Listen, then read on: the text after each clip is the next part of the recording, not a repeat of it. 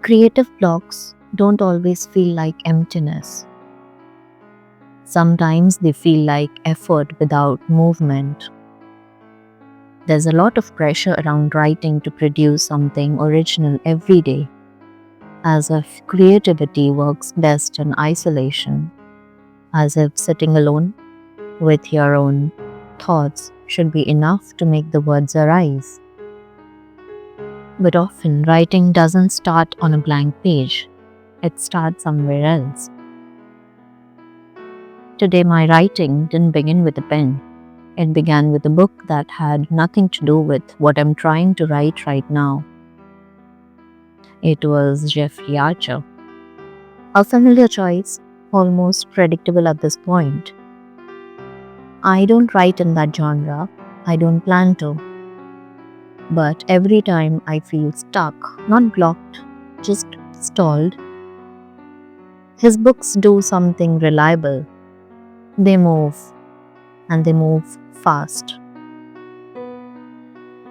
I read a few chapters in the afternoon, nothing slow or meditative about it, just momentum, clear scenes, clean storytelling, characters who keep walking forward even when they don't fully understand themselves yet, nor their circumstances.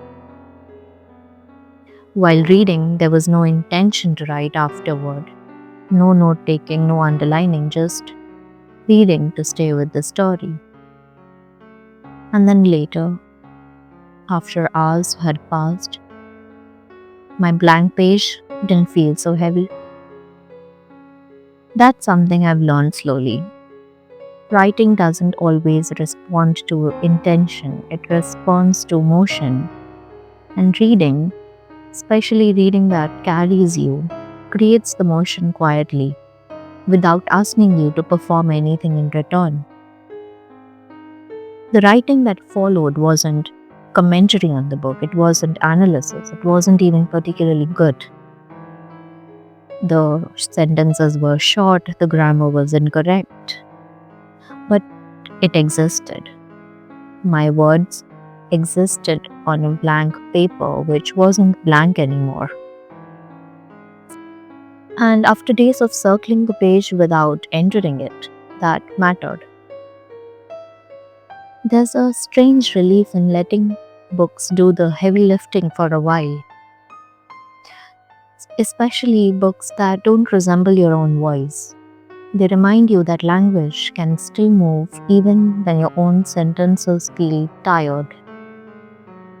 This is where writing and reading becomes continuation, not comparison, not something to measure yourself against.